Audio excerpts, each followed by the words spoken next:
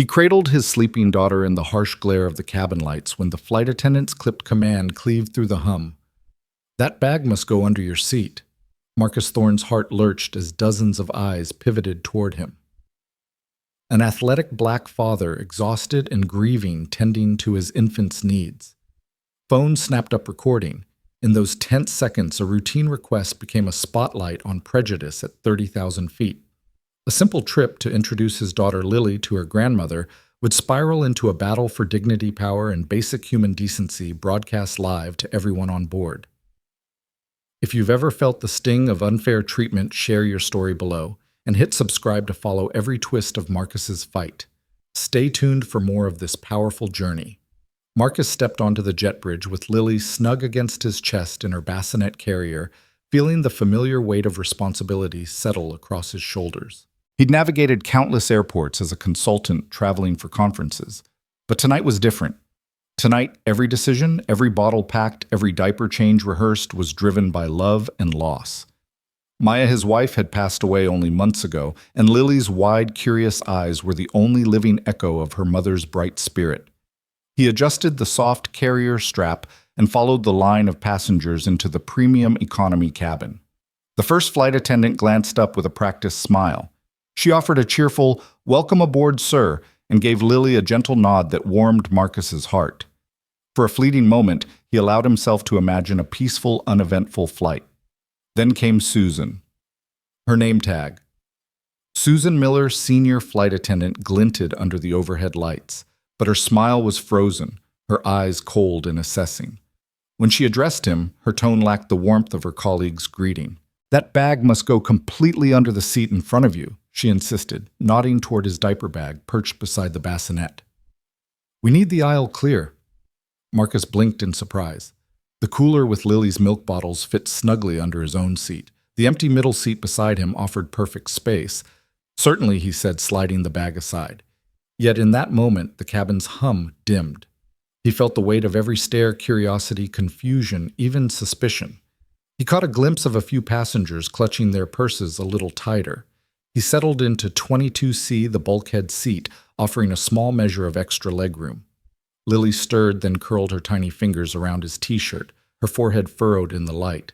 He smoothed a hand across her soft hair. "It's okay, sweetheart," he murmured. "Dad's got you."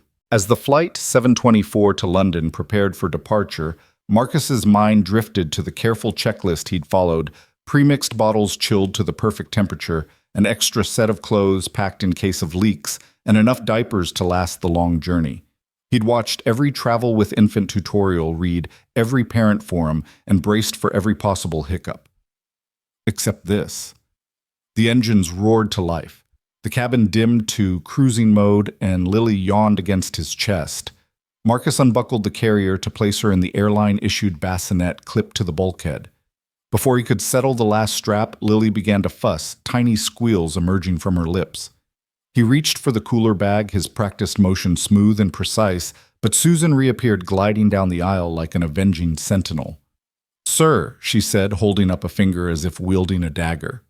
"You'll need to wait for regular beverage service if you want water to warm that bottle." Her voice, low but sharp, carried through the quiet cabin. "We'll get to you eventually." His heart lurched. The flight had only just settled. Other passengers already had drinks in hand, sparkling water, juice, wine. Susan's rule, delivered with icy precision, ignored the infant in his arms. Lily's whimpers grew louder, her small body wriggling against his chest. "My daughter is hungry," Marcus said softly, hoping calm would diffuse her hardness. "Can you please help me heat a bottle?" Susan's lip curled. "Service begins from the front. You'll have to wait." She turned her back and continued down the aisle, leaving Marcus clutching the cooler and his sleeping baby's cries rising in a crescendo of discomfort. He glanced at the empty middle seat, then back at the woman blocking his path. The powerless fury that mothers and fathers know welled in his chest. His knuckles whitened around the bottle. He met Susan's rigid shoulders with unflinching calm. "Please," he said, "my daughter needs her bottle now." She paused, then glanced at him without remorse. "Sit down," she snapped. "You're blocking the aisle." The edge of panic cut through Marcus's grief. Lily's cries pierced the cabin's polite hum. Heads turned, some in sympathy, others in annoyance. A hushed undertone of judgment rippled through the rows. He swallowed battling tears and frustration and returned to his seat. For a moment, he let himself breathe slowly, soothing Lily against his chest as her cries softened to whimpers. He told himself patience was a father's greatest tool. But then came the second trial. Lily stirred again, her face scrunched as evidence of a full diaper pressed against her tender skin. He stood bundle in arms, diaper bag in hand, and made for the lavatory at the back of Premium Economy. The only changing station, Susan asserted moments later, was out of service for cleaning. She blocked the aisle once more with a glare sharper than any blade. "Return to your seat," she said. "This is a matter of safety and hygiene." He looked at the lavatory door, impenetrable. He looked at the broken sign. Then at Lily, whose cries had become a pained wail. Susan's posture radiated triumph. In that moment, Marcus felt the full force of what it meant to be denied basic care for his child because of who he was. The cabin's atmosphere thickened with tension. A sympathetic voice, an elderly woman named Mrs. Gable, murmured, "She's cruel." Another passenger shifted in discomfort phones, recording every second of the standoff. Marcus's chest tightened. The cumulative weight of subtle stares, deliberate obstructions, and public shaming pressed on him like a physical force. Gingerly, he returned to 22C, cradling Lily. Her small body trembled with hunger and discomfort. "It's okay, baby," he whispered, his voice raw. "I'm here." Desperate, he pressed his thumb to the company's in-flight Wi-Fi app and dialed the only number he knew would change everything, his brother David Thorne, CEO of Stratos Airlines. The moment he hit call, the cabin seemed to hold its breath. Around him, passengers leaned toward their screens. Phones on idle snapped to life. Cameras were trained on him. Lily's weak whimpers echoed his own determination. This humiliation, this cruelty, would not stand. At 30,000 feet, a silent transformation began, one man's quiet love igniting a corporate reckoning that no authority could ignore. Marcus Thorne's fingers brushed the worn leather handle of the diaper bag as he settled into the airline's premium economy seat. The bassinet carrier cradled Lily's soft body against his chest, and for a moment the world narrowed to the warmth of her baby breath. It was hard to believe that just a few months ago he and Maya had been pacing the cobblestone streets of London hand in hand, collecting memories like souvenirs. The echo of Big Ben, the hushed reverence of Westminster Abbey, the scent of fresh pastries outside a corner cafe. It had all felt like beginnings, a belated honeymoon, and the first chapter of their child's story. Now that chapter had closed in the cruelest way. Maya's passing had been sudden, her life cut short by an unforeseen complication in childbirth. He replayed the hospital's fluorescent lights in his mind, so sterile, so cold, where he had held Maya's hand and whispered promises of every place in the world they would explore together. The infant, asleep in his arms, was her legacy. Wide, curious eyes, a single dimple that creased her left cheek when she smiled. In Lily's presence, he felt the ache of loss and the swell of love intertwined so tightly it sometimes stole his breath.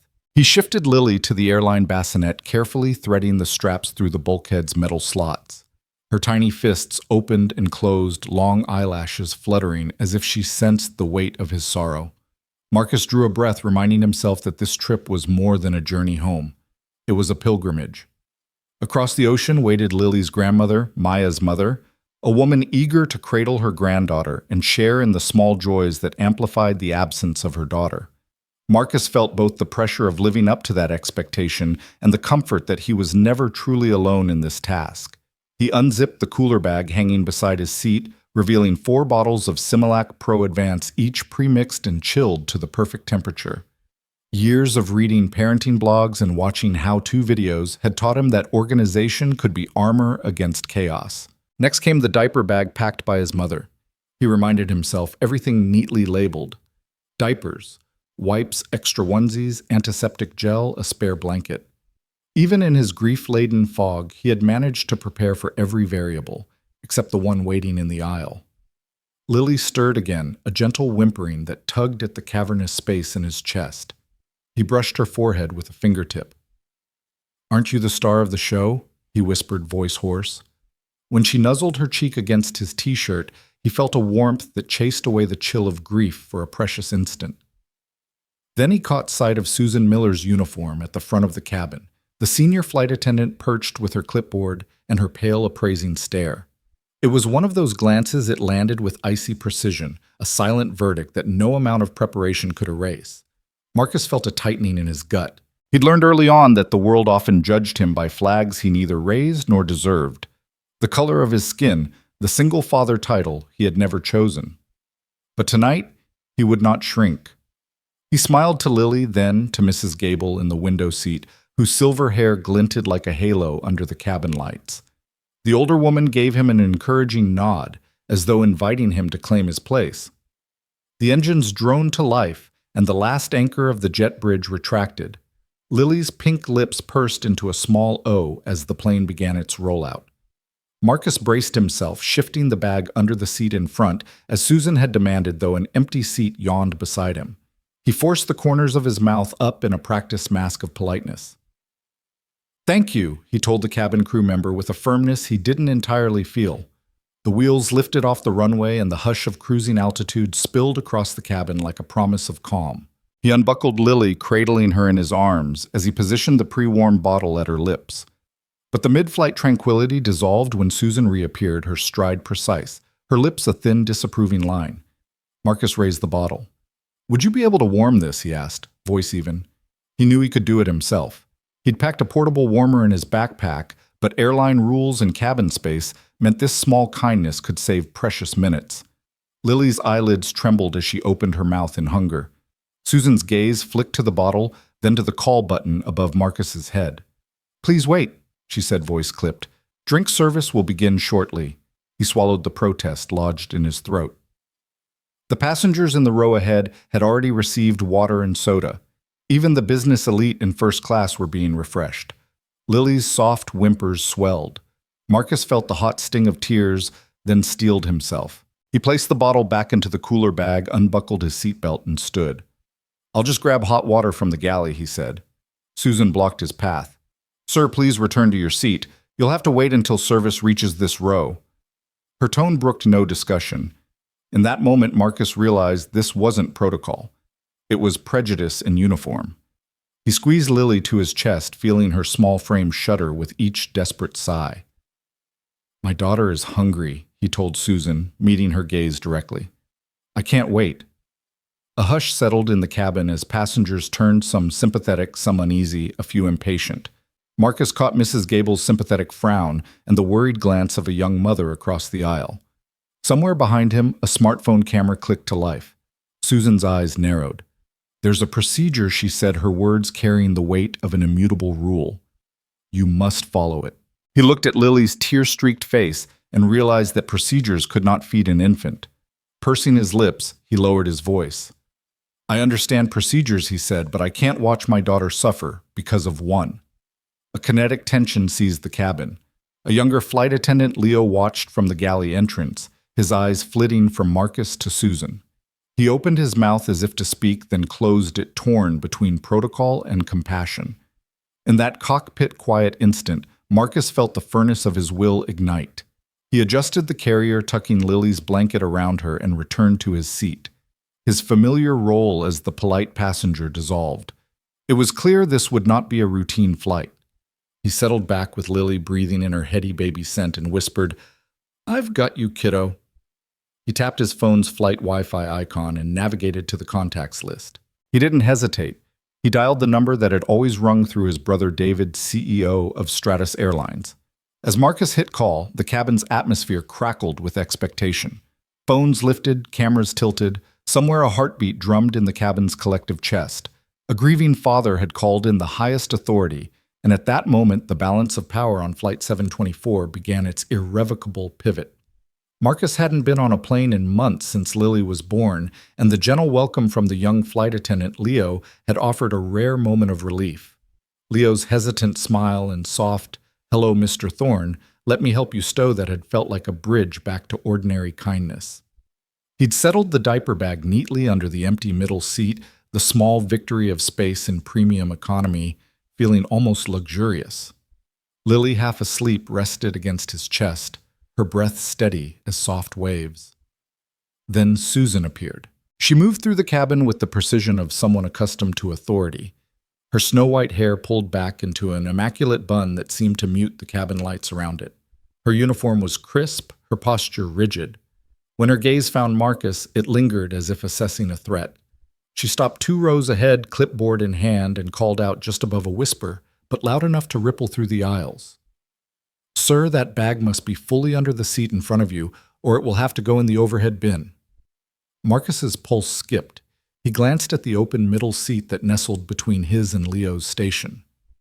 "It's already under the seat in front of me," he replied softly, motioning to the neatly tucked bag. Susan's eyes narrowed ever so slightly. She stepped closer, her heels clicking on the cabin floor like the ticking of a tension meter. "I saw it resting against the armrest," she said. "It needs to be completely underneath." Her tone carried no warmth, only the unspoken assumption that he somehow didn't belong. He exhaled, shifting the bag a few inches. It slid in under the forward seat with a scraping hiss. He turned to settle Lily again, brushing a stray curl from her forehead. She stirred, stretching her tiny arms, and he offered her a reassuring smile. This was nothing, just procedure. Except procedure usually made sense. It kept aisles clear, ensured safety. But the aisle was far from crowded right now. Not a single carry-on threatened to topple. He felt a flicker of unease. This wasn't about safety. Susan leveled her gaze on him once more, lips pressing into a thin line. "Thank you," she said, voice clipped. She pivoted on her heel and proceeded down the aisle, where her presence seemed to drain the warmth from the cabin. Nearby passengers resumed their hushed conversations, but Marcus caught a glance from a woman in the row behind him. Her eyes held a question. "What just happened?" He offered a small shrug that felt inadequate. As he settled back, the cabin lights overhead dimmed slightly. The plane hummed in its post-takeoff lull, but Marcus sensed that he was no longer just another passenger. The act of moving a diaper bag had become a mark against him, a silent contest that he didn't even know he was in. He buckled Lily into the bassinet, securing the straps as she squirmed. A soft coo escaped her lips. He brushed his thumb across her cheek. "You okay, little one?" Her lashes closed and her breathing slowed.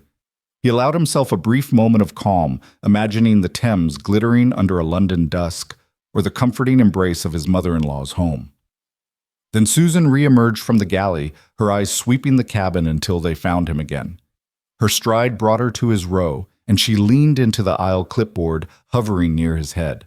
"Sir, you cannot have that bag there," she said, as though this were the first conversation they'd ever had. "It needs to go in an overhead bin." Marcus met her gaze. The cool precision in her eyes had the air of interrogation. "Ma'am," he said, keeping his voice steady, "that bag contains my daughter's food and medical items. It's a requirement it stay with me." Her expression flickered as though she weighed his words against some invisible scale. For one heartbeat, her professional mask slipped, revealing a line of disdain. Then she straightened, turning the slightest shade colder. "Company policy," she said, tapping the clipboard for emphasis. "Under the seat or the overhead bin? That is the rule for everyone." Marcus's patience, already stretched thin by grief, and the stress of solo parenting unraveled at the seams. He pressed his lips together, willing himself not to react with anger. He watched her turn away, trailing down the cabin, asserting her tiny dominion over the aisles. Passengers shifted, some returning to their devices, others casting glances his way, some sympathetic, others impatient. He glanced once more at the unchanged empty seat between them, and then at his daughter's face. Lily stirred again, her small body stretching as though sensing his frustration. Gently, he unbuckled the cooler bag's strap and repositioned it to take up less space, but still fully under the chair, though the aisle was wide. The act felt redundant, a submission to cruelty disguised as procedure. A murmur rose, a whisper of discontent. Then a few rows back, Mrs. Gable, that silver-haired woman who'd greeted Lily with a smile earlier, leaned forward. "Ignore her," she whispered, just loud enough for him to hear. "She's just looking for trouble." He nodded his thanks, offering her a grateful smile. Her face held warmth and solidarity, and for a moment he felt less alone. But as he turned back, he caught Susan's gaze once again, a flicker of triumph passing across her features. Marcus closed his eyes for one breath. This wasn't just a minor inconvenience. He'd felt the shift in the atmosphere, the hushed interest, the tightening of gazes, the weight of judgment. A microaggression had ricocheted through the cabin and lodged itself against his ribs. He was being watched and assessed as more than a passenger, as something other. He He smoothed the edge of Lily's blanket and reached for the cooler again, thinking ahead to her next feeding. Each discrete task felt burdened now by the knowledge that his every movement might provoke another challenge from Susan's silent crusade. Yet he refused to yield to fear, not when his daughter's comfort and dignity were on the line. He looked out the small oval window at the cloud-streaked sky. The horizon glowed with the promise of sunset, but inside the cabin, a different sky had opened, one heavy with prejudice and power. Yet beneath that weight, Marcus felt something else rising in his chest. Subtle at first, but growing with each breath a fierce resolve not to be diminished. He wrapped an arm around Lily, pressing her close as she settled back into a soft slumber.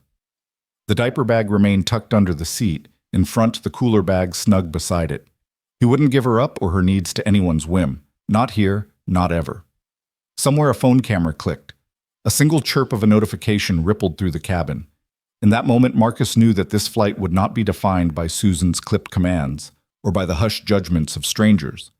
It would be defined by his choices as a father to protect, to stand firm, and if necessary to call upon every resource in his power. He settled back into his seat, eyes fixed ahead, breathing slow and measured. The battle lines had been drawn with that first unjust order. Now he would meet the challenge with calm determination. Lily's fragile sanctuary in his arms would not be broken. The journey and the fight had only just begun. Lily's eyelids fluttered open, breaking the fragile calm that had settled over the cabin. Her tiny mouth opened in a plaintive coo, the prelude to her hunger-fueled protest. Marcus shifted in his seat, the soft scratch of his belt buckle echoing in his own ears as he reached for the cooler bag beside him. He withdrew a chilled bottle of formula, his pride and joy meticulously mixed hours earlier, and held it up in muted triumph. At last, relief. "Excuse me," Marcus called, voice low and steady, though his heart thundered. "Could I get some hot water to warm this, please?" The polite request echoed in the narrow aisle. A few heads turned sympathetically. Leo, the younger attendant, looked up from arranging snack baskets and offered a hesitant nod of approval.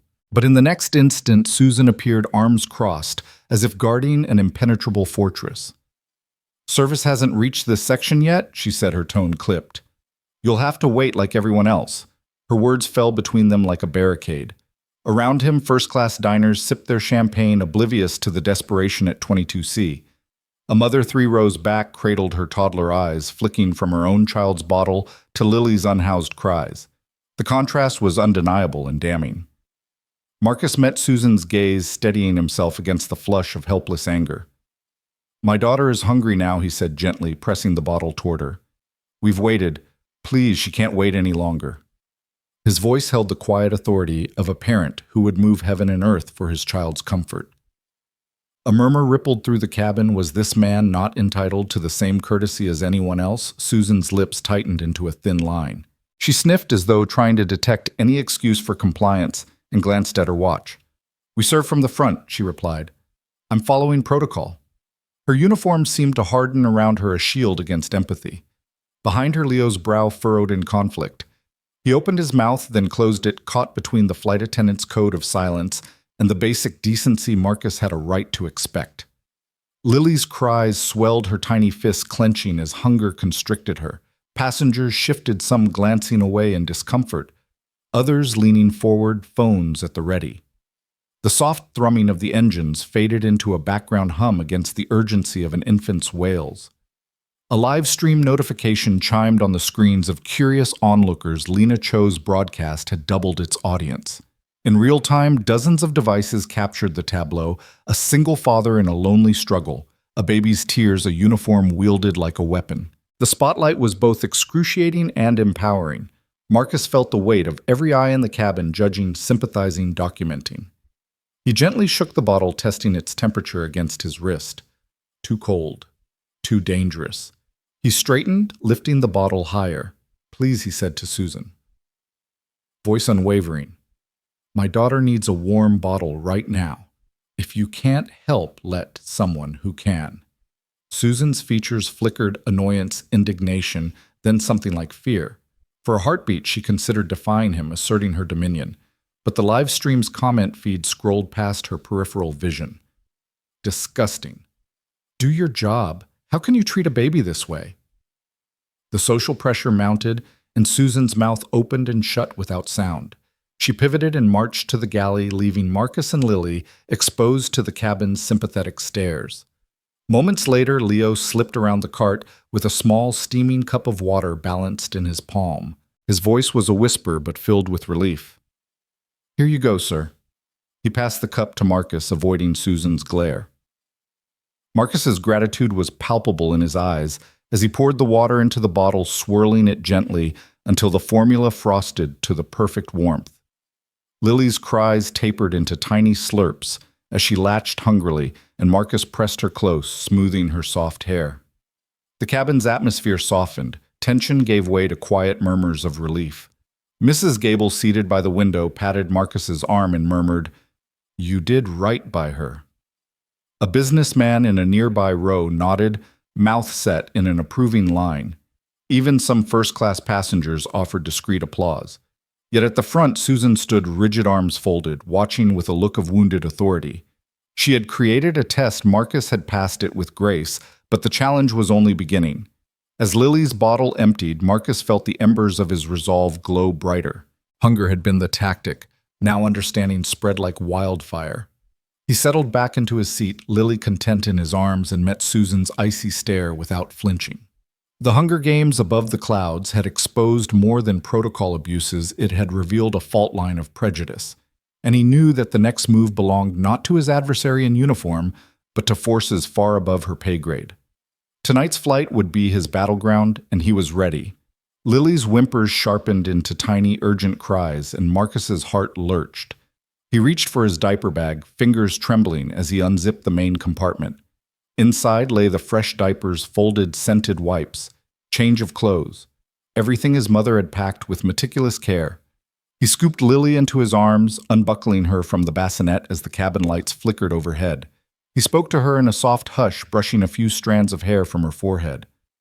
"Let's get you changed, sweetheart." He stood diaper bag slung over his shoulder and made for the rear of the premium economy section. His steps were deliberate. Every parent knows the urgency of a soiled diaper. Lily's soft protests punctuated each movement, her small body writhing in discomfort. Halfway down the aisle, he encountered Susan again. She stood clipboard at her hip, as if guarding the only path forward. "Sir," she said, voice flat, "the only lavatory with a changing table is out of service." She tapped her clipboard. "It's being cleaned, so you'll have to wait." Marcus blinked, disbelieving. "The sign says broken," he said, "not cleaning. And what about the other lavatory?" His voice was calm but edged by the desperation of a parent seeking to protect his child. Susan's eyes narrowed. "Both are being serviced," she insisted. "You must return to your seat and wait until maintenance finishes." Her arms crossed as if framing his defeat. He glanced at the closed signage, "Lavatory out of service." The graphic on the door depicted a wrench over a changing table. Behind the service curtain, another door sported a crew-only placard. "That door is for crew," Susan added. "You can't use it." The cabin's ambient chatter dimmed as passengers sensed the standoff. Marcus felt isolated on a stage of polished chrome and recycled air. A few rows back, a businessman shifted uneasily in his seat, glancing at his watch. In front, a young mother pinched her toddler's hand as though to reassure both him and herself. Mrs. Gable, the silver-haired angel of the window seat, leaned forward, brow furrowed in concern. "It's all right," Marcus said softly to Lily, pressing her closer. "I'll figure it out." He looked at Susan, who stood rigid, a sentinel to a cruelty hidden behind policy. "This isn't just about convenience," he said. "It's about my daughter's health. She needs a clean diaper now." Susan lifted one perfectly arched eyebrow. "If you change her in the cabin, you'll create a biohazard. It's against company policy. You'll have to wait." She let the final words dangle like an accusation. Marcus closed his eyes. He felt the weight of countless judgments, pity from some, annoyance from others, schadenfreude from a few. He'd grown used to subtle glances in airport terminals, quick assumptions, whispered doubts. But this was something different. This was active obstruction. He opened his eyes, voice low and steady. "If the lavatories are unavailable and I can't change her here, what am I supposed to do?" Susan's lips twitched. "That's your problem," she said. "Plan better next time." His chest tightened with rage. "Plan better." He had planned for months' worst-case scenarios, alternate routes, extra supplies. But he hadn't planned for someone determined to punish him for simply being a black father traveling alone. He pressed the diaper bag strap to his shoulder. "I'll just change her," he said, voice taut. "Here under this seat if I have to." He motioned toward the empty chair, but the aisle was narrow, the bassinet straps blocking easy access. Susan's eyes flared. "You will not do that," she said, voice rising, drawing the startled eyes of nearby passengers. "If you do, we'll have to restrain you until we land. You'll be reported for refusing crew instructions." Marcus gasped at the word restrain, as if caring for an infant were a crime. His hands tightened around Lily, who had begun to cry again, small tears dripping down her cheeks. Her cries cut through him like shards of glass. He rocked her, gently murmuring soothing nonsense, but the sobs grew in intensity. A ripple of murmurs slid through the cabin. Phones clicked on every row. Lena Cho's live stream notification popped up on several screens. "Watch single dad facing flight attendant tyranny." Marcus felt the heat of dozens of lenses trained on him and his daughter, a crucible of privacy violated in the name of policy enforcement. Mrs. Gable stood. "That's enough," she said, voice firm. "He needs to change his daughter. This is cruel." Her three soft words multiplied across the rows, lending weight to a quiet solidarity. The cabin collectively leaned in, waiting to see what would happen next. Susan's jaw ticked. She straightened, looking around as if seeking backup. Behind her, Leo hovered in the galley entrance, uncertainty etched on his face. He glanced at Marcus, then at Susan, torn between the flight attendant hierarchy and his own sense of decency. Marcus met Susan's glare. "She's only 6 months old," he said. "If she sits in a soiled diaper for hours, she'll get rashes and infections. You can't make me let that happen." His voice shook with the urgent conviction of a father's love. Susan's shoulders stiffened. She took a step closer, lowering her voice. "I'm telling you, sir, you will follow crew instructions. If you don't, I will have to escalate this to the purser. You'll be moved from this seat and deemed a disruptive passenger." Disruptive. The word hung heavy, a weapon to isolate him further. Marcus swallowed, feeling the tears sting his eyes. He hugged Lily to his chest, her small fists clutching his shirt. He imagined restraining him while she sobbed an act of cruelty so extreme it seemed impossible. Yet here he was facing it mid-flight. He let out a slow breath. "Fine," he said, voice low. "Escalate it." In that instant, a new resolve crystallized. He would not be cowed by threats of misbehavior or the cold mercenary code of a flight attendant's protocol. His daughter's dignity, her comfort trumped any manufactured rule. He would not wait. He would find a way. He turned on his heel bag in hand and started toward the first lavatory just beyond the curtain. Susan called after him, voice trembling with fury. "Return to your seat," Marcus kept walking, Lily's cries rising behind him. With each step, he felt the weight of the cabin's spotlight, but also the undercurrent of support from strangers who recognized the injustice. He reached the lavatory door, bracing himself, and turned to face Susan one last time. She planted herself in front of the door, arms folded, eyes burning with a punitive light. "I won't let you in," she said. "You'll have to wait." Marcus's heart pounded, adrenaline surging through his veins. But beneath the fear, a cold, determined calm took root. He crouched to Lily's level, brushing her hair from her face. "Mama, I've got you," he whispered. "Daddy's gonna fix this." And in that moment, he knew the fight had to escalate beyond a cold stare and frozen policy. It would require the only leverage left to him, power from above. He rose, straightened his shoulders, and made for his seat. Each small footstep carried the weight of a vow he would not leave his daughter to suffer. The cabin held its breath as the storm rumbled to life in the aisles of premium economy. The wail of Lily's hunger echoed in Marcus's ears, each note a hammer blow to his composure. He rocked her gently, one arm cradling her, while the other steadied the bottle, now too cold, the diaper too wet. Around him, the cabin's ambient drone had shifted into a charged hush, passengers leaning forward in their seats, phones lifted, eyes widening at the spectacle. Susan Miller's clipped orders had made him a public exhibit, his devotion repurposed into something he never asked for but could not refuse. In that moment, the sorrow that had shadowed Marcus since Maya's passing morphed into a sharper flame. His daughter's tears carried the weight of every assumption, every whispered doubt, about a black father traveling alone with an infant. Each tutting glance from a frustrated business traveler, each sympathetic nod that came too late, he felt it all. Humiliation rippled beneath his skin, but beneath that a firmer bedrock settled resolve. Marcus inhaled, feeling the shifting tide of his emotion. This wasn't just about a diaper or a bottle. It was about dignity. He leaned back into his seat, Lily nestled against his shoulder, and allowed his mind to clear. He would not be gaslit or stalled by policy recitations. Each bureaucratic barrier Susan erected only sharpened his purpose. He would channel this injustice into action. Behind him, the curtain to the crew rest area shivered as Susan stormed back to her station, where she tapped her clipboard with renewed fervor. Marcus felt her icy stare behind his shoulder blade, but did not flinch. Instead, he scanned the cabin misses. Gable's unwavering gaze offered silent sympathy. Leo hovered in the galley entrance, torn, but watching with concerned eyes. Other passengers exchanged furtive whispers. The world was watching, he could not shrink. He settled Lily back into the bassinet and reached for his phone. He thumbed to the in-flight Wi-Fi menu and selected the premium package without hesitation. His fingers moved with purpose as he navigated to his saved contacts, his brother David Thorne, CEO of Stratus Airlines. Marcus paused for a heartbeat, feeling the enormity of what he was about to do.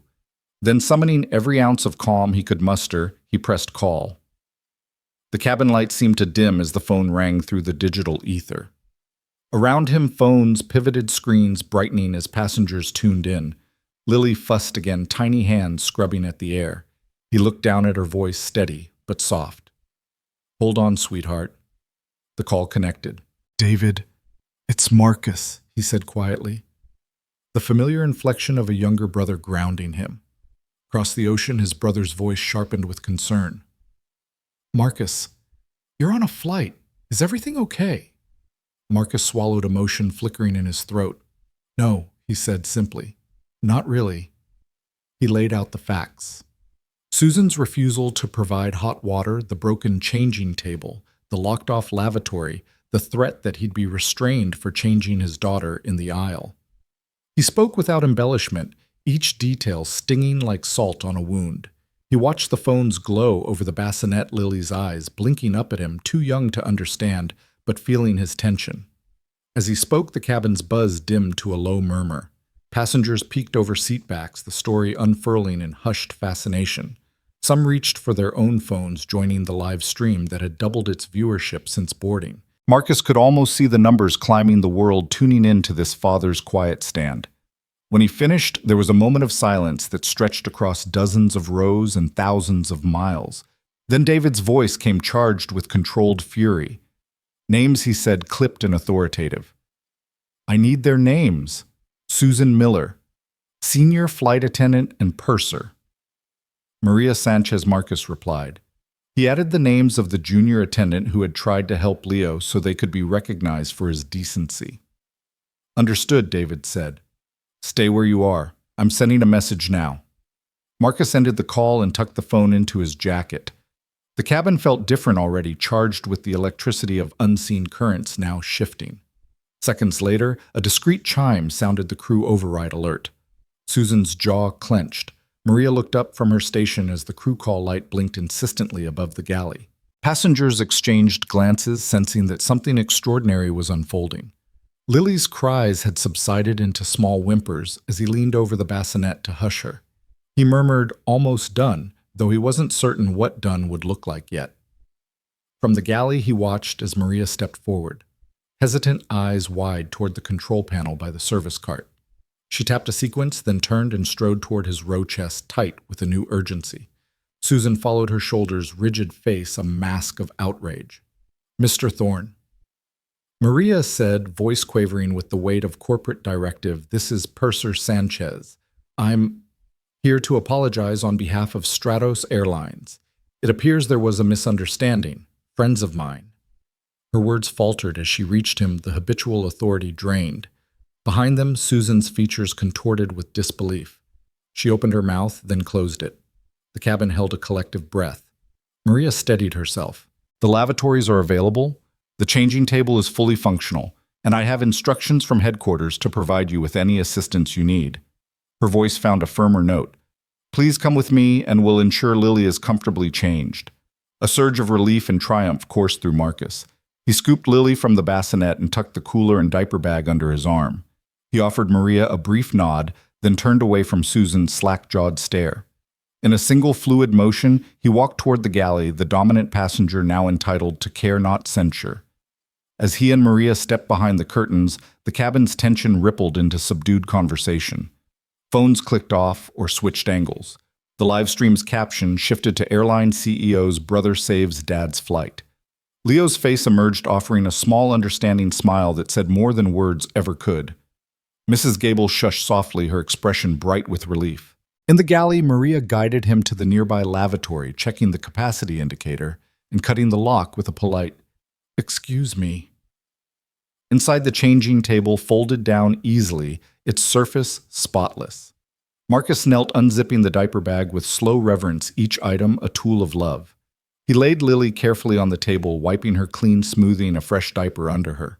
He buttoned her onesie and caressed her belly, her calm sighs telling him she felt safe again. All the while, Marcus felt his own heart slow the tight coil of fury, easing into satisfaction. This small victory, this tangible act of care, was more than a change of clothes for a baby. It was a reclamation of respect.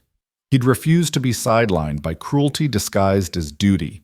He'd turned the spectacle of prejudice into a turning point of accountability.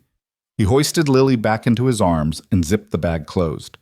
Maria hovered, offering a fresh bottle of water hot and ready. He bowed his head in genuine thanks. "I appreciate this," he said quietly. Maria's eyes glistened. "On behalf of Stratos Airlines, I'm truly sorry. Let us make the rest of your flight comfortable." As he emerged from behind the curtain, Marcus saw the cabin shift. Passengers offered smiles, nods, even applause. Many phones lowered, as though the audience had witnessed the denouement. Susan Miller lurked in the galley's threshold. Her domain stripped away, her power evaporated. She watched him, mouth tight, the realization that she had lost this battle etched in her expression.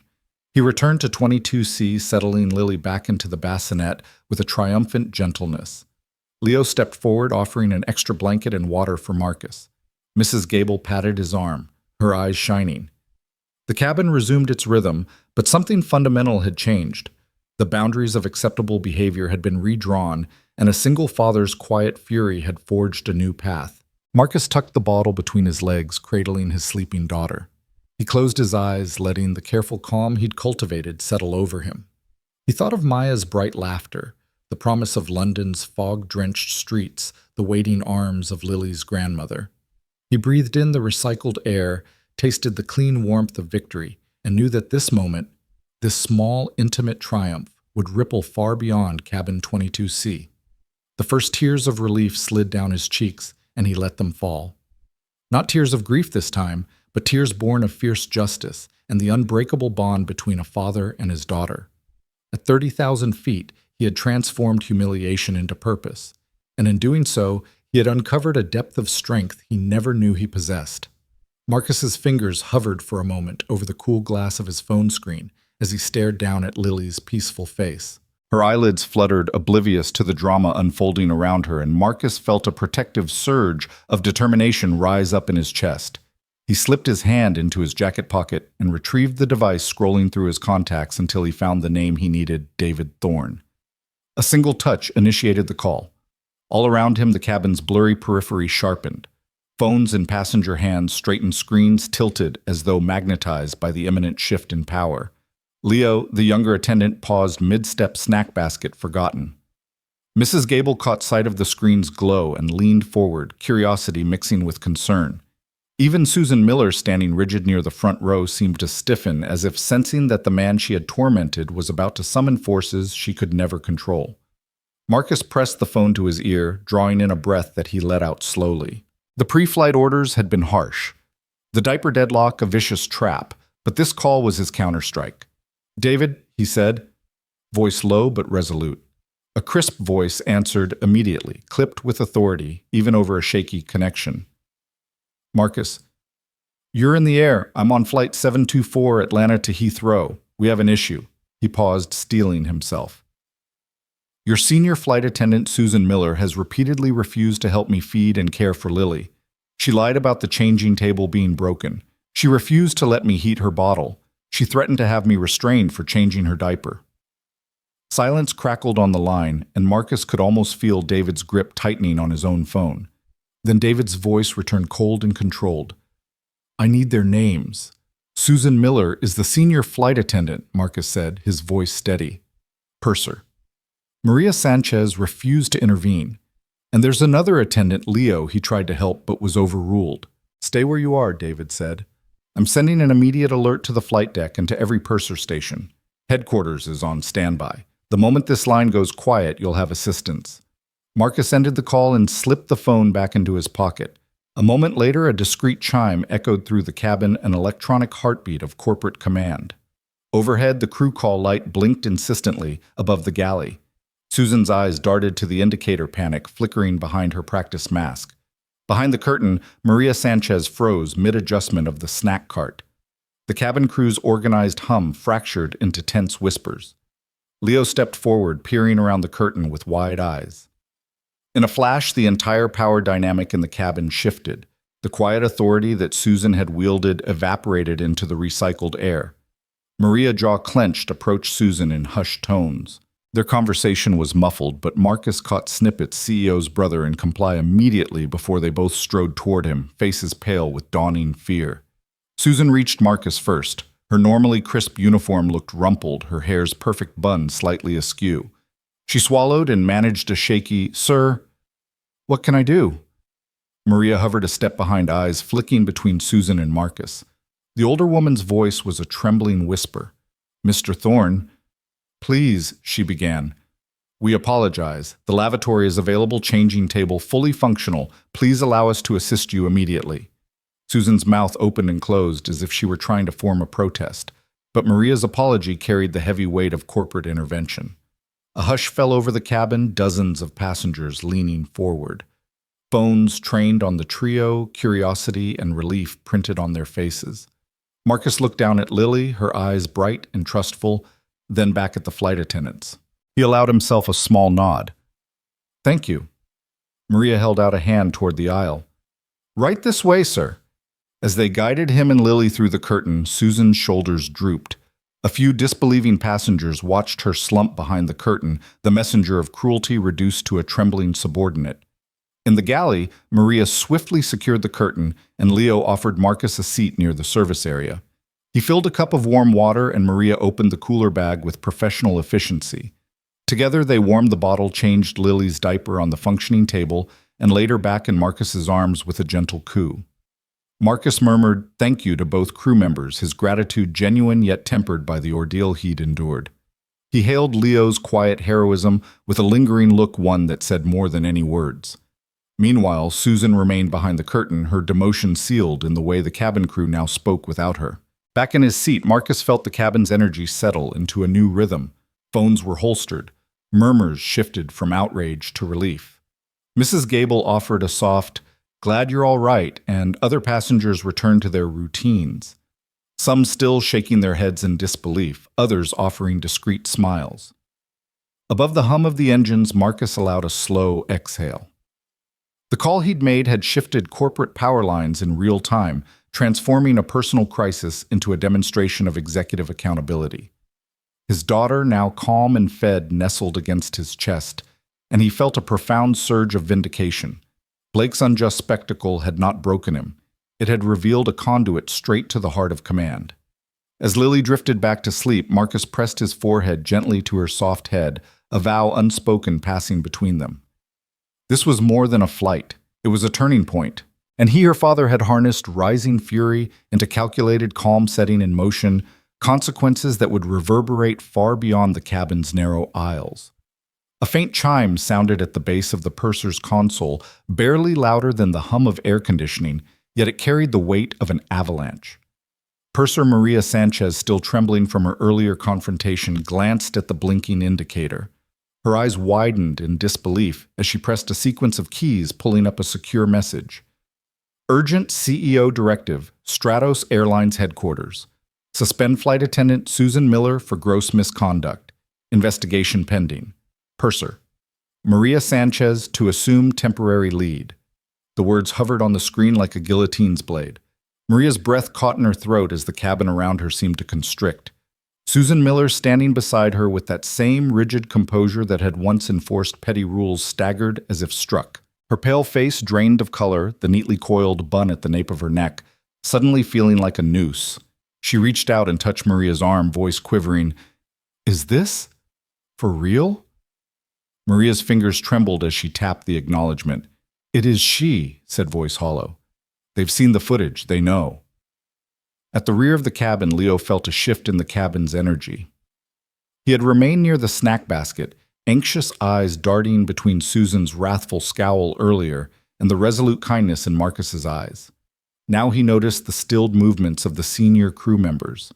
He slipped past a curtain to the galley, where Susan stood rooted to the spot like a statue carved from ice. Leo, Maria said sharply, though her voice betrayed her own shock, "Please proceed with service. You're now in charge of this cabin." Leo's jaw dropped.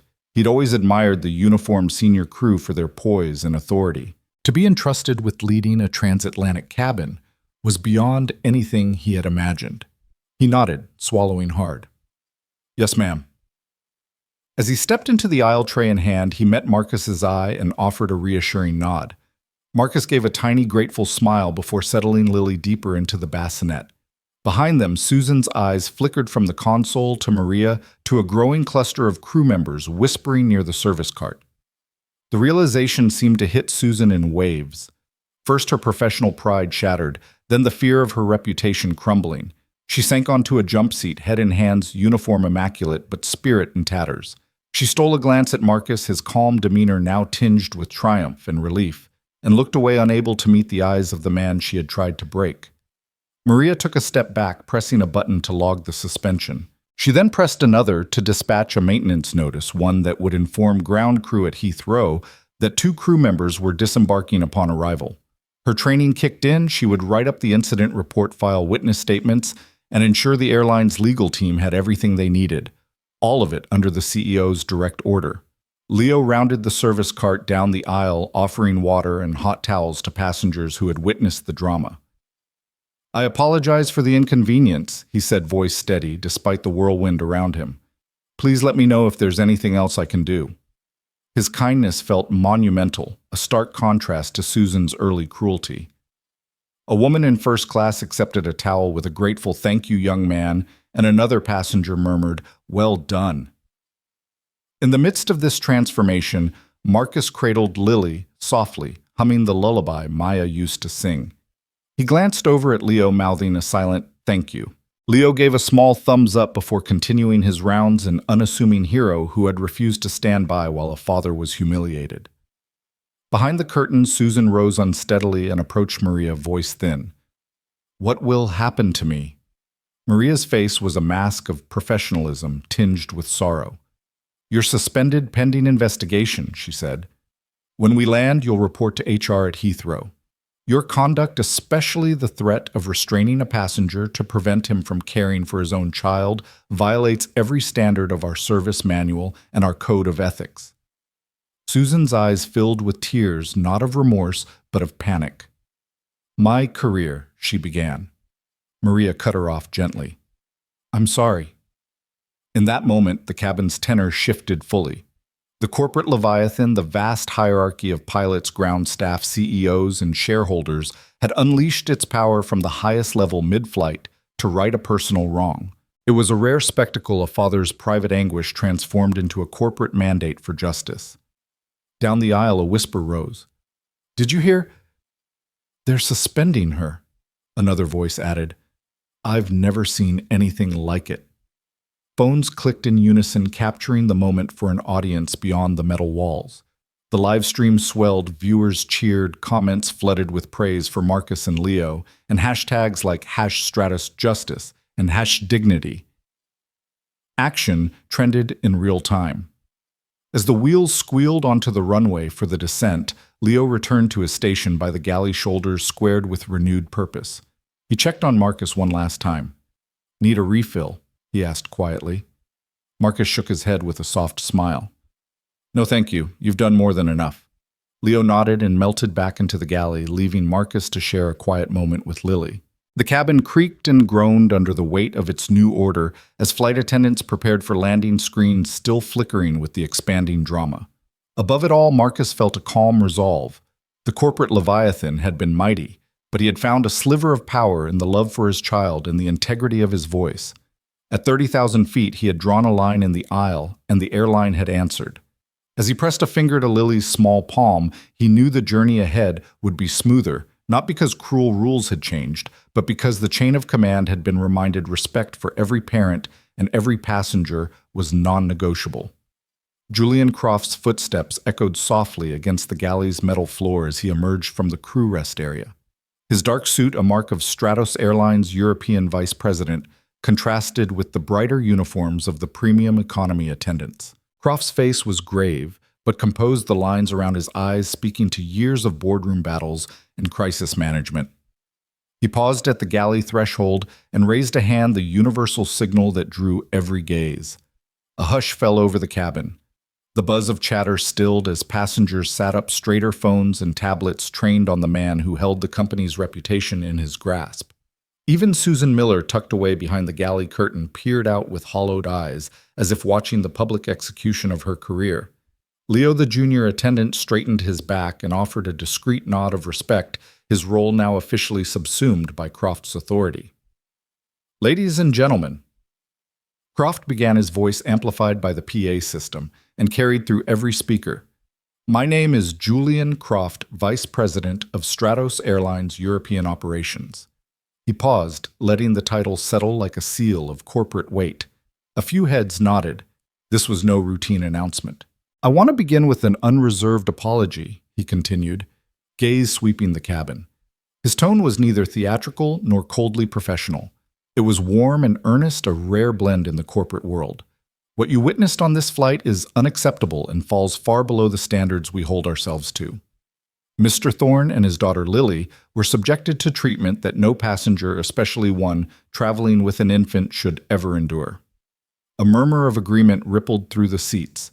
Phones captured Croft's sincerity, viewers on Lena Cho's live stream spiking as comments flooded in finally real leadership. "This is how you handle a PR crisis. Dignity wins." Croft allowed the momentary applause to subside before continuing.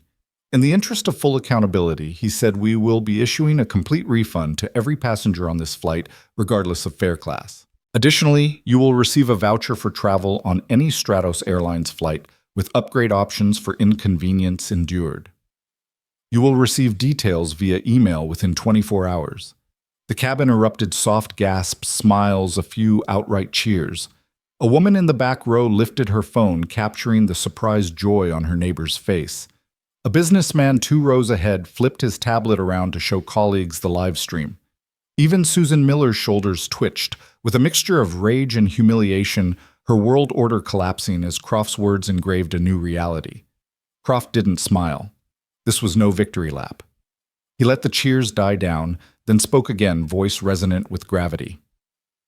"We at Stratos Airlines believe accountability is non-negotiable, even mid-flight. Effective immediately. Purser Maria Sanchez will lead this cabin service to ensure your onward journey is as comfortable as possible. Senior flight attendant Susan Miller has been suspended pending a full investigation into her conduct." Susan's gasp was audible even over the PA speakers. Her face turned pale, the color draining, as she slumped against the bulkhead. Maria Sanchez stepped forward, head bowed, as if accepting a weight she had never wished to bear. Leo's expression was one of stunned relief. He recognized the gravity of the moment for every member of the crew. Croft allowed a moment of silence to hang, letting passengers digest the depth of the corporate response. Then he added, "I also want to make a personal commitment. We are instituting immediate company-wide retraining on passenger welfare, implicit bias, and infant care protocols. We will partner with child welfare experts to ensure no family ever faces the ordeal endured by Mr. Thorne and Lily. This is not a PR stunt. It is a genuine pledge to learn from our failures and to improve every aspect of your travel experience." That last sentence, "not a PR stunt," landed with particular emphasis. Passengers leaned in, some wiping tears, moved by the sincerity. A teenage girl in a hoodie whispered to her mother, "Did you hear that? They actually mean it? A middle-aged executive nodded toward Croft's sleeve where a small pin bore the airline's slogan, "Service in every stratosphere." Tonight, that slogan had been tested, and it had held true. Croft concluded, voice softening. On behalf of the entire Stratos Airlines family, thank you for your patience. We understand the trust you place in us, and we intend to earn it back. Please enjoy the remainder of your flight, and do not hesitate to let our crew know how we can assist you further. He stepped back, a final nod, signifying the end of the address. As Croft returned to the galley, the cabin's soundscape shifted from relief to gratitude. Phone's lowered hands applauded, and a ripple of supportive chatter spread through the rows. A mother 3 seats down wiped her eyes and hugged her child. A group of business travelers raised their glasses in a silent toast. Mrs. Gable leaned over to Marcus, whispering with a triumphant grin, "That's how you do it." Marcus felt a gentle warmth unfurl in his chest. Lily cooed in her bassinet, no longer an object of cruel denial, but the catalyst for genuine compassion. He reached for Leo, offering a nod of thanks. Leo's eyes shimmered with unshed tears as he returned the gesture the cabin's unsung hero now recognized in the most understated way possible. Minutes later, Leo rolled the snack cart down the aisle, moving with renewed purpose. He offered extra blankets and water with a bright, genuine smile, ensuring every passenger felt cared for. The transformation was tangible. An atmosphere that had been thick with tension now sparkled with the promise of kindness. Behind the scenes, the purser's console blinked again, this time confirming that the airline's emergency response team had locked in landing protocols for Susan Miller and Maria Sanchez. Ground crew at Heathrow were on standby, prepared to escort the suspended attendants off the aircraft and begin investigation interviews. Legal teams drafted statements for regulators. PR teams prepared follow-up messages. Human resources redrafted training modules. A corporate leviathan, vast and complex, had unleashed its power to right a single father's personal injustice. In the midst of it all, Marcus remained in his seat, cradling Lily, marveling at the transformation. He had tapped into the airline's highest authority with a single courageous call, and it had broken through every barrier the crew attempted to hide behind. His fury, once simmering, had cooled into a precise calm that shook the very foundations of Stratos Airlines mid-flight. As the aircraft banked toward its descent, passengers settled back into their seats, adjusting seatbelts and stowing trays. The overhead bins clicked shut. The cabin's lights dimmed to the soft glow of landing mode. A sense of collective purpose settled over the cabin, a shared understanding that compassion had triumphed over cruelty.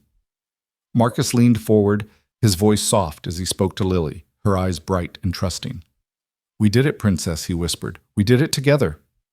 The engine's drone shifted into the rumble of descent, but for Marcus, the world had never sounded clearer. The CEO's mid-flight apology was not just a corporate mea culpa, it was a testament to the power of accountability when wielded without hesitation. And at that moment, as Lily blinked up at him and the cabin prepared for landing, he knew that respect once denied had been reclaimed, vaulting them all safely toward a new horizon of dignity and care. The morning after that stormy flight, Stratos Airlines' global headquarters hummed with an unaccustomed energy. In conference rooms once reserved for merger talks and quarterly profit reviews, a new agenda had been posted, the Lily Initiative.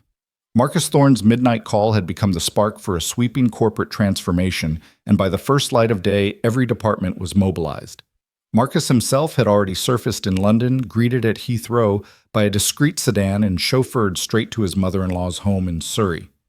Lily slept in the back seat, cradled in a proper infant car seat, her 6-month-old frame at last secure. But a few time zones away, Julian Croft was at the helm of implementing the change he had vowed mid-flight. At 9:00 a.m., a specially convened town hall webinar linked Stratos' regional offices around the world. In sleek auditoriums, employees streamed in, flight attendants, ground staff, maintenance teams, call center agents, each logging into the live feed. Screens flickered to Croft's face, projecting both fatigue and fierce determination. "Good morning," he began, voice resonant through the virtual mics. "Yesterday, we faced a moment that tested our values. We fell short. But here's our commitment. We will transform this failure into lasting change." He clicked a remote and the presentation shifted to a simple slide. The Lily Initiative, Compassion in Action. He spoke without notes, recalling how a grieving father's love had pierced the veneer of protocol. Each word was measured. From today forward, every member of Stratus Airlines will undergo mandatory unconscious bias training. We will partner with leading experts to ensure these sessions are more than perfunctory exercises. They will be intensive workshops in empathy, inclusion, and cultural competence. Screens showed the training schedule sessions rolling out over the next week in all major hubs: Atlanta, London, Paris, Dubai. Tokyo, with follow-up modules every quarter. Virtual classrooms and in-person workshops would cover scenarios from de-escalating passenger conflicts to supporting travelers with infants or special needs. As Croft detailed the plan, cutaways revealed small groups of flight attendants huddled around screens, some exchanging uneasy glances, others nodding with resolve. In a training room in Atlanta, a sunlit space near the FBO terminal, Leo sat alongside his peers, the soft click of facial recognition cameras marking attendance. He tapped notes on a tablet, scenario-based empathy labs, and real-time feedback from passengers. He looked up at the screen, catching Croft's gaze as though it were a solemn promise, "We're going to get this right." Next on the agenda, child welfare protocols. The slide showed bullet points: guaranteed priority service for parents traveling alone, dedicated family boarding lanes, in-flight bassinet assurances, and clear guidelines for assisting passengers with infants. Croft explained, "No parent should ever feel they must petition for basic care. We will ensure that any passenger traveling with a child under 2 receives prioritized service from boarding to disembarkation." Reaction was instantaneous, and Singapore ground staff murmured approval as the screens outlined new signage, purple wristbands for families, dedicated family restrooms near gates, and an in-flight symbol representing immediate assistance. Even baggage handlers in Johannesburg watched the broadcast, nodding as they realized that a father's ordeal would become a blueprint for smoother journeys everywhere. Finally, Croft unveiled the most noteworthy pillar, the Lily Fund. A slide appeared showing a bold title, $50 million support fund for solo parents. The text explained that Stratus would establish a grant program to subsidize childcare services at major airports, provide vouchers for discounted family travel, and underwrite emergency support for parents stranded due to delays or cancellations. Croft paused, letting the magnitude sink in. "We believe that compassion can and should be quantified," he said. "By dedicating real capital, we're underwriting our pledge to serve families in their moments of greatest vulnerability." In the control room back in London, corporate communications drafted a press release. Stratos Airlines pledges $50 million to empower parents traveling alone. Journalists on the live feed scribbled notes, furiously eager to report the unprecedented move. A few days later, Marcus returned to Heathrow to watch the Lily Initiative's public unveiling. The press area outside the terminal was transformed into a pop-up family lounge, complete with toy tables, staffed childcare corners, and comfortable seating. Maria Sanchez and Susan Miller, suspended and under formal investigation, watched from the fringes, faces drawn, as they observed the once ostracized Leo demonstrating the new bassinet clip instructions to a group of smiling parents. Marcus, accompanied by his mother-in-law, and Lily, wrapped in a soft blanket, stepped to the microphone. He spoke with quiet gratitude. "What started as a painful moment has become something extraordinary. This airline has not just apologized, it has acted. For every parent who has felt unseen today, you are seen." He reached down to lift Lily, whose bright eyes met the cameras. "My daughter helped remind them that compassion cannot wait, no matter how they paint the rules." The applause that followed echoed across news cameras and social media platforms. Videos of Marcus's brief address racked up millions of views within hours. Interviews with family travelers later that day cited the initiative as a model for the industry. In lounges from Sydney to Toronto, parents chatted about the Lily Fund, tracing its origins to an act of prejudice that blossomed into policy. Inside Stratus Airlines headquarters, the accountability crossed departmental lines. Human Resources published a detailed policy manual integrating child welfare protocols into standard operating procedures. Legal counsel updated contracts with third-party childcare vendors. Marketing launched a new Family First campaign. Airline app developers coded a family travel tab for quick assistance requests. The entire corporate apparatus pivoted around the single father's call, and the company's immediate response. Leo, meanwhile, found himself quietly elevated within the cabin crew ranks. His name went into the quarterly Star Service Bulletin, highlighting his compassion during Marcus's ordeal. He received an email from Croft himself. "Thank you for exemplifying Stratus's true spirit. You are the change agent we need." Leo smiled as he printed the note, pinning it next to his locker, a reminder that small acts of kindness could resonate far beyond a single flight. As weeks turned into months, the Lily initiative settled into the airline's ethos. Data dashboards tracked training compliance rates nearing 100% within a month, and monitored passenger satisfaction metrics among families with children under 2, which spiked dramatically. Incident reports of infant-related complaints plummeted, while positive commendations rose in kind.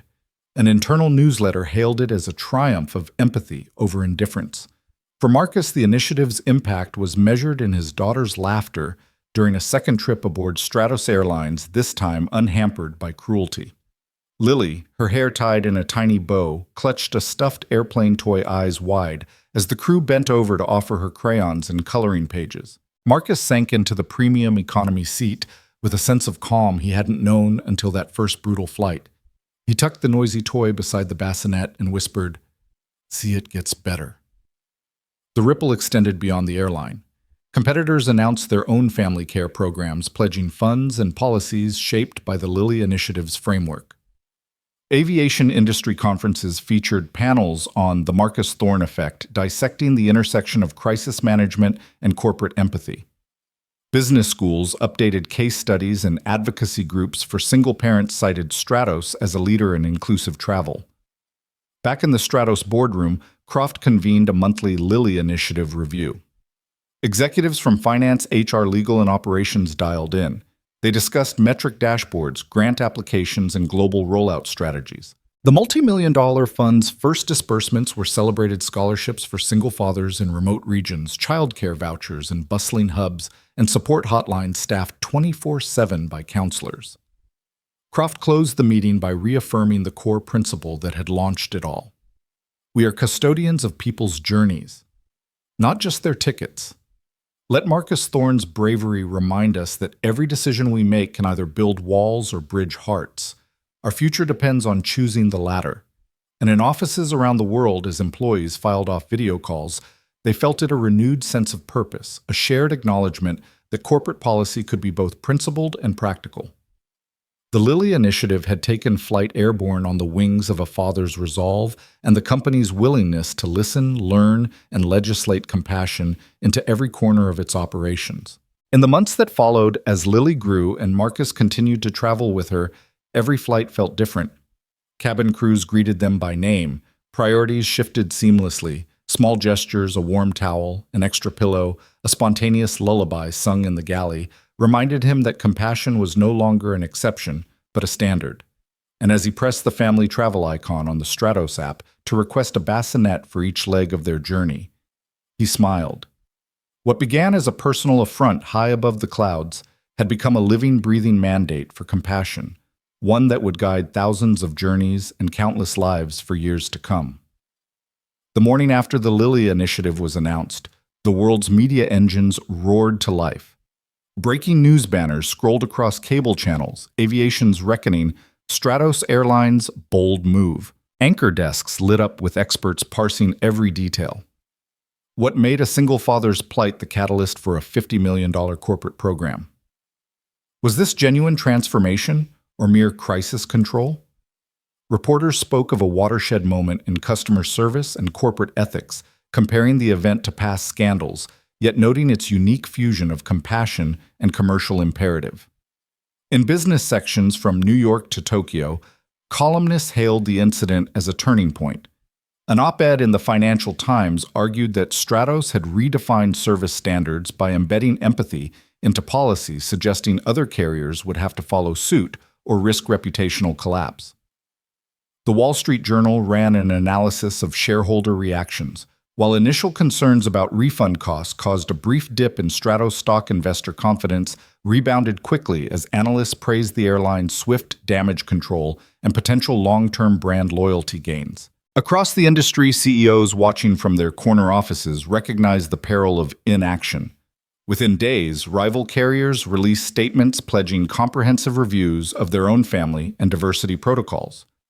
A spokesperson for Meridian Air announced the launch of a family-first task force with plans to implement similar bias training and priority assistance for solo parents.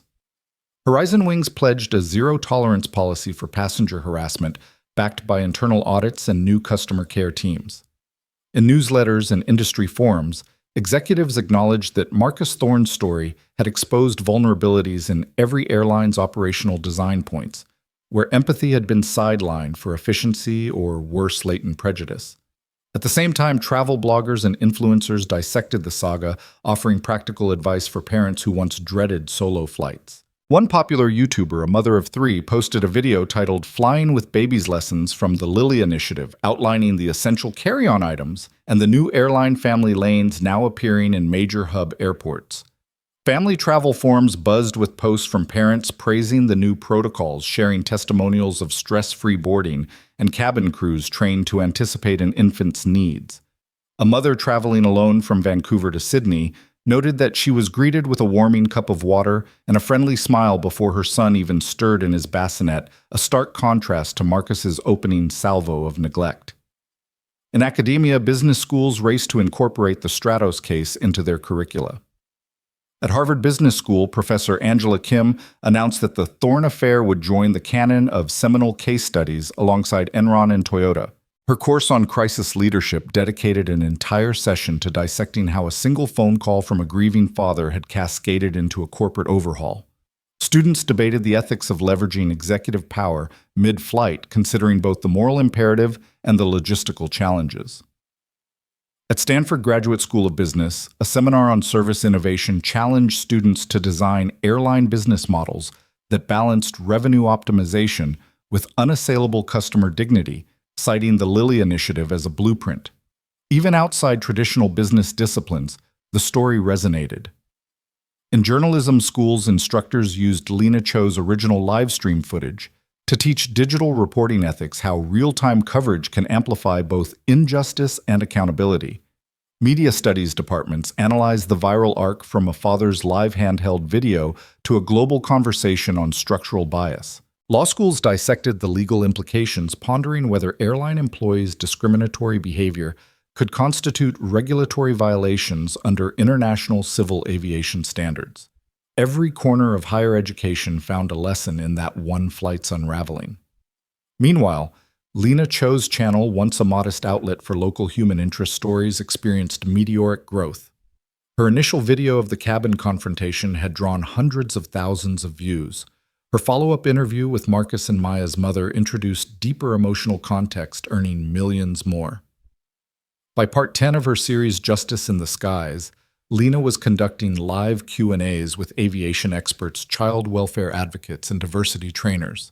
She flew to Stratus's London headquarters to film the first bias training session, her camera capturing candid moments of crew members confronting their own unconscious biases. Each episode interwove policy updates, personal narratives, and expert analysis, building an engaged community of viewers who shared their own travel experiences in the comments.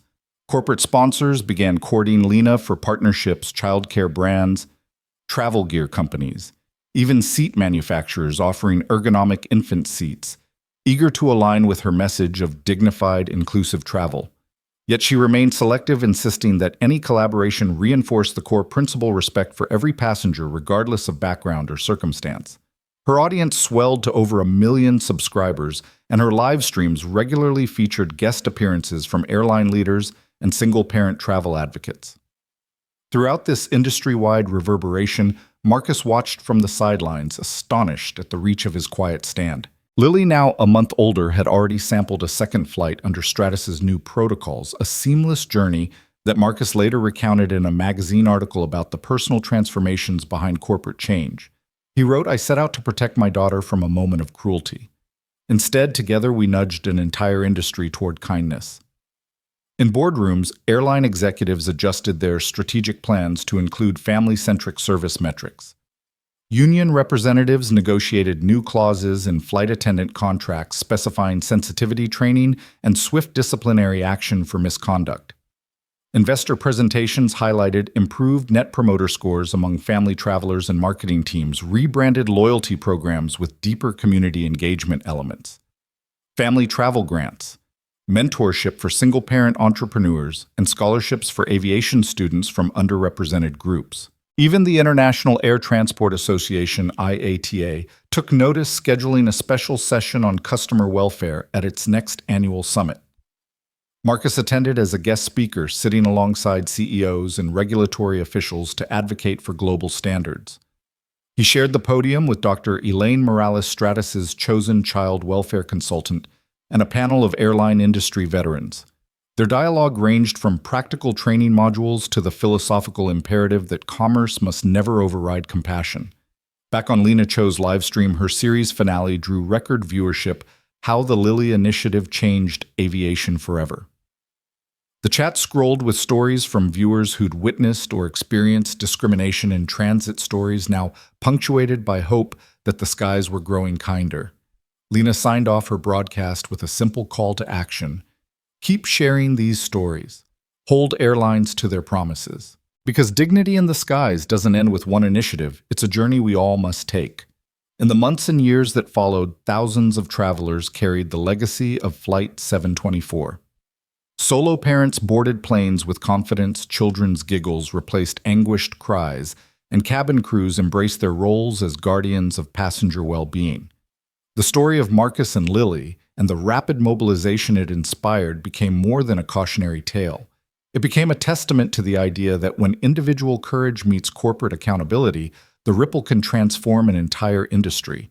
And in that transformation, every passenger, from new parents to seasoned businessmen, found a reason to believe that travel could also be an act of shared humanity. The taxi eased to a stop in front of the ivy-clad townhouse, where Margaret Sinclair Lilly's grandmother waited on the threshold. It was early evening in post-Brexit England, but the fading daylight still caught the rows of red brick homes in a gentle glow. Marcus unbuckled Lily's car seat, lifted her out, and carried her up the short stone steps.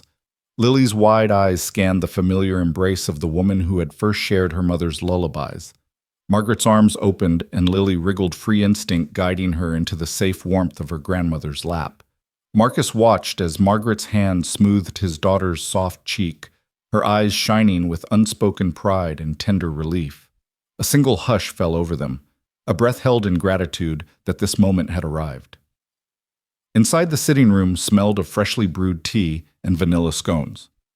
Photos of Maya Marcus's late wife lined the mantelpiece, her bright smile immortalized in every portrait. As Margaret handed Lily a small plush rabbit, Marcus felt the weight of the journey fall away, replaced by a profound sense of closure. He sank into an armchair opposite them, letting the muffled chorus of muffled evening news on the television fill the quiet. A headline caught his eye: Stratos Airlines CEO announces global rollout of Lily Initiative.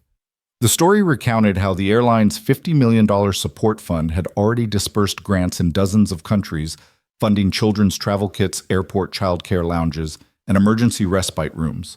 Marcus felt a swell of emotion, gratitude, relief, and a quiet pride. He thought back to the first confrontation with Susan Miller, the indignity of every denied request for water, a clean diaper, and basic decency. He remembered the moment he dialed his brother's summons, that corporate leviathan, into motion. And he recalled the days of social media aftershocks as competitors pledged their own programs and business schools enshrined the case in their curricula. His gaze settled on Lily, who pressed her cheek to Margaret's chest, content and unaware of the full arc of her own story.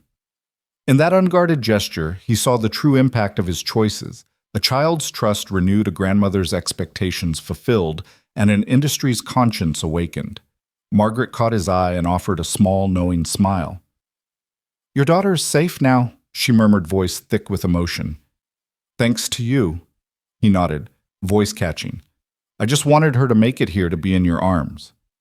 He paused, collecting his thoughts. "But I never expected it would mean so much more, that one father's stand could tip the balance for so many." Margaret cupped his hand. "You taught the world that respect costs nothing, but bigotry can cost everything." He leaned back, allowing the room's gentle lamplight to settle across his features. Suddenly, the talk of corporate mandates and industry reforms felt distant, even as they lingered in the newscasts and boardroom presentations. For Marcus, the real legacy was deeply personal. The knowledge that a parent's love could be both shield and sword, protecting his daughter's dignity, while revealing the scale of compassion that could be unleashed by a single phone call.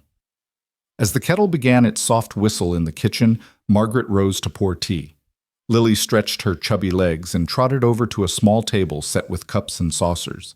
Marcus stood crossing the room to place his hands on the back of Lily's high chair, watching as she patted the seat beside her, an invitation for her father to join this simple baked goods celebration. He settled into the chair, accepting a cup from Margaret. Its warmth seeped into his palms, grounding him.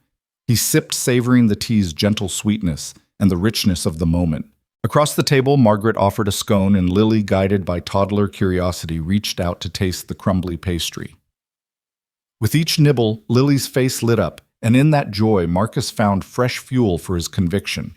He thought of the thousands of parents who would now board planes with less anxiety, trusting crews to extend the same courtesy he had demanded for his child. He thought of Leo, the junior attendant, whose small act of kindness had illuminated the path to corporate accountability. He thought of Susan Miller and Maria Sanchez, careers irrevocably altered by one family's refusal to stand down. His eyes fell to his tea again, swirling its amber depths. "You know," he said softly, "when Maya and I first dreamed of taking Lily to London, we pictured cozy parks and afternoon teas. We never imagined we'd be charting a course for an entire industry." Margaret's fingers brushed his arm. "Sometimes the hardest journeys lead us to the most meaningful places." He raised his cup in a gentle toast. "To meaningful journeys," he said, voice steady. He took a sip, then watched Lily lean forward to clink her little plastic teacup against his. Later, as dusk settled over the garden outside and fireflies drifted among the flower beds, Marcus tucked Lily into bed in a nursery bathed in soft pastel hues. He read her a story, one that unfolded in a world where kindness reigned, and kissed her forehead. In the quiet hush that followed, he reflected on what he'd learned, that true power lay not in policy manuals or executive orders, but in the simple, unwavering decision to protect someone more vulnerable than yourself. He turned down the nursery lights and paused in the doorway, taking in the soft rise and fall of Lily's breath. Her small chest moved in a rhythm he would forever be bound to uphold. He whispered into the night, "I'll always be here. I promise." Descending the stairs, he joined Margaret in the living room, where the TV now ran a feature on the inaugural cohort of the Lily Fund families like his own, setting out on journeys once fraught with fear, but now buoyed by promise. He and Margaret shared a quiet smile, reveling in the knowledge that the world had shifted because a father refused to let his child's dignity be compromised. Pulling his coat around him before battling the crisp night air on his walk back to the hotel, Marcus carried with him a profound sense of closure and a tender excitement for tomorrow.